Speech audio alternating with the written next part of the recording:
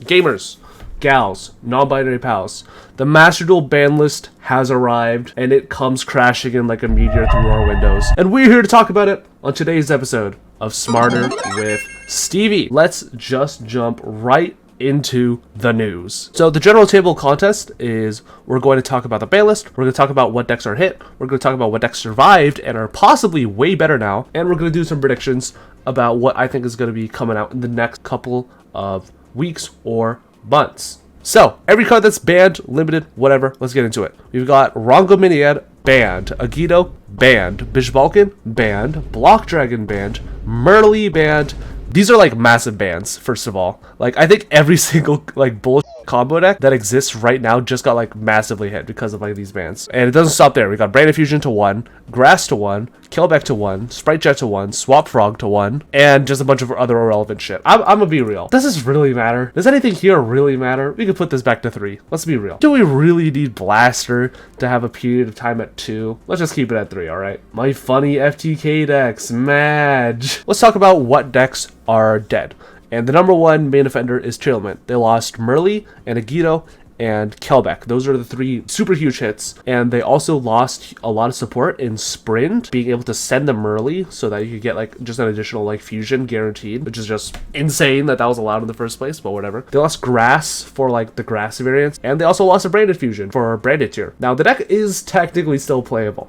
I'm not saying that the deck is like dead, but it's way more of a gamble now. Because even though you still have stuff like Kit Close or whatever, unless you're opening exactly like Rhino Heart, your hand isn't gonna be, shaping up to be too much outside of like maybe a Rukolos pass. Yeah, also Merly being banned also cuts off the Kit Close into Merly Mill 8, so you don't even have an amazing ad off of the Kit Close in the first place, unless you want to grab like Soliek. MBT Socopium, he still thinks that tier is the best deck. Well, there's a reason he's never topped a YCS. Like, Tier Limit's still like definitely like a pretty okay deck.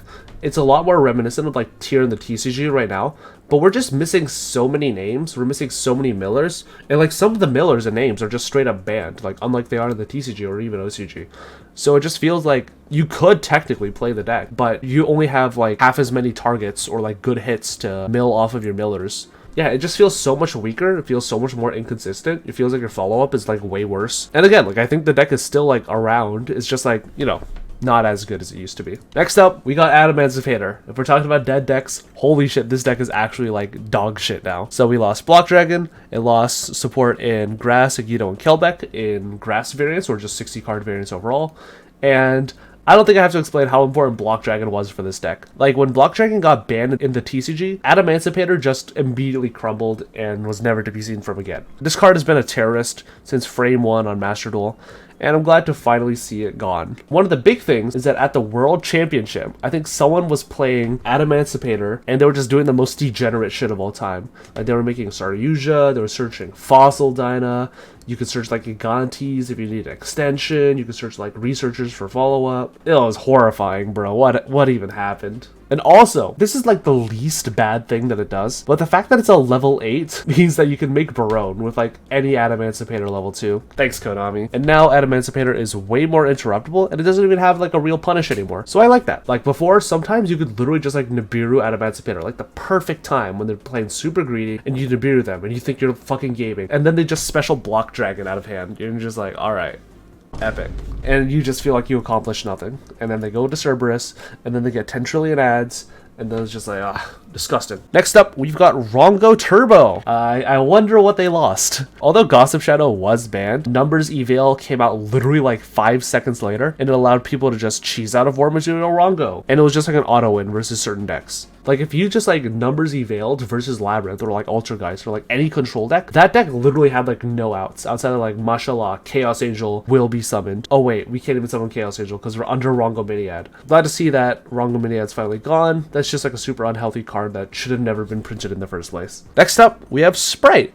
And it lost engine in Jet and Swap Frog. It lost support in Merly for Tier Sprite, because again, you could just sprint send, or you could just natively play Merly because it's a level 2. And the deck had a massive consistency drop, and it makes Gigantic and the Blue Sauce Jet line way more important because you're no longer granted like the liberty of like going to like an Ibli or like an Aperia or a Capshell or whatever. You're way more likely to be forced to go like, all right, fine, I'm gonna gigantic summon Jet because I need the follow-up, because a lot of where Sprite's power lies in is like in its follow-up, and having only like one Jet, two blue, and like one starter is really difficult for this deck to survive like turns 3, 4, 5 against like grind gear decks. And the deck still does have like Elf and Sprint, and it's still alive technically, but again, it's just way less consistent, and it lost like almost all of its grind, which is one of the big reasons why like Sprite was so good in the first place. And of course, Branded Despia getting the biggest hit of them all. Branded Fusion to 1. Worst deck on planet Earth.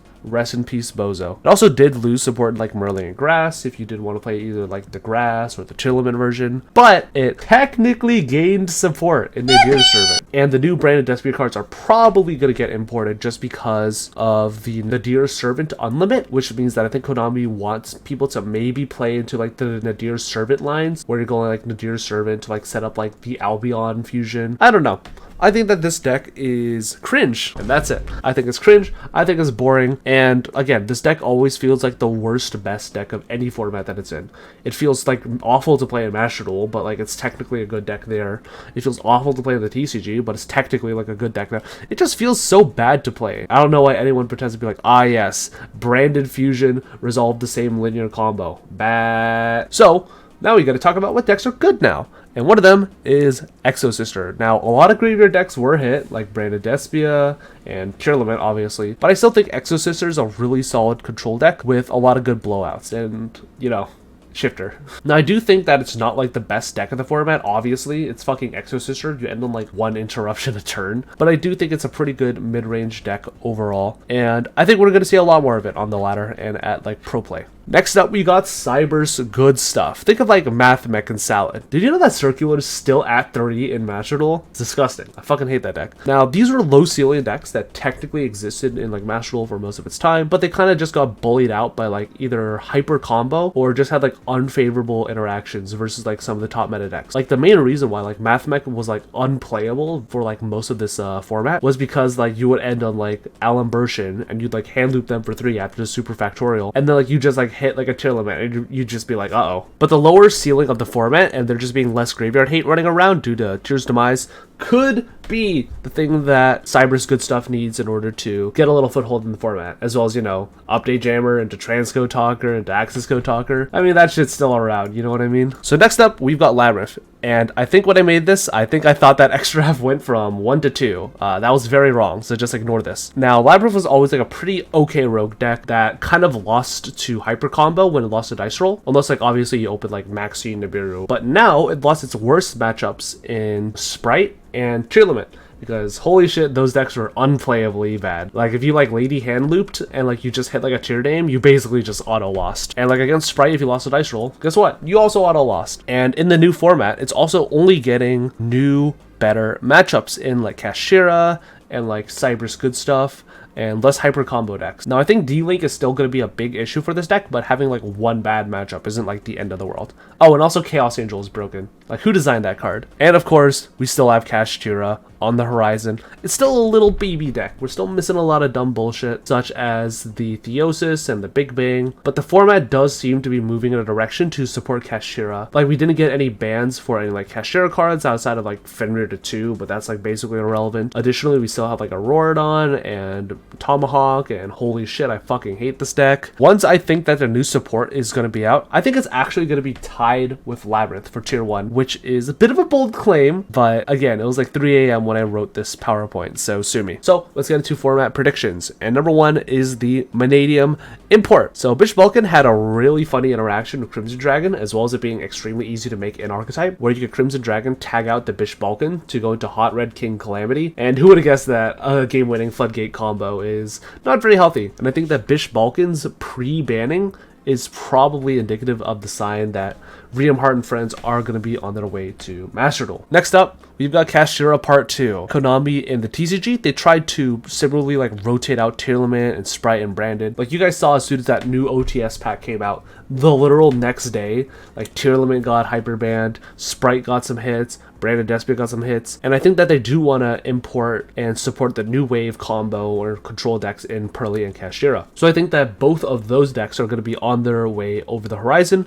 In a few weeks, we'll probably see the rest of Cashiera and Pearly and Amazing Defenders and all that good stuff imported, and probably big possibly a Rise Heart might be set to 1 before it even comes out. So that's something to consider. And overall metagame health, I do think that the format is like pretty fun. I think that in the next couple of months, the format's going to be like way more balanced. It's going to be not too dice roll dependent or cheater focused anymore, because like currently in the format we're in right now, let's be honest, you win that dice roll, you're winning the game, and if you lose it, unlucky. And I think that cash is going to be an issue once it's got the Arise Heart, but it's not going to be unbeatable. However, Arise Heart does still, you know, invalidate a ton of decks like Branded. Like, who would have guessed that the Macrocosmos on legs, it's pretty good versus Branded and Trailman, you know what I mean? Rika Tier 2. Rika, I think, is a fucking joke of a deck. I'm gonna say it. I think that Rika is propagated by exactly, like, one person being really good at the deck, and then just, like, nobody prepared for it. And now, like, in the current TCG, like, Rika's a fucking joke, because everybody just realized how to play around this deck, and like where to hit it, and like obviously like Rika's just like a super fragile combo deck. Like, it's worse Dragon Link, it's worse Sprite. Like, it just feels so weak in terms of its ability to push 3-hand traps. Like, sometimes obviously if you open just like the nut combo hand where you have like all gas, no breaks, with like Die, with Mudon, with like, I don't know, like the level 4 extender, like it's like obviously in like those scenarios it's like really good. But sometimes, you know, you get impermanent on Dryas and you just like pass your turn. So I just think overall, just like Rika in both the TCG and Master Duel, I think it's just like not that good. But I do think it should still get some hits in, most notably the Aromatherapy Jasmine, just because, you know, it's Summon Sork. It even has upside. You can search. That's gonna be the end of this video. Please like and subscribe. I'm trying to hit 30k by the end of the year. Anyways, this NyQuil is hitting. I'm gonna go lay down. That's it for this video.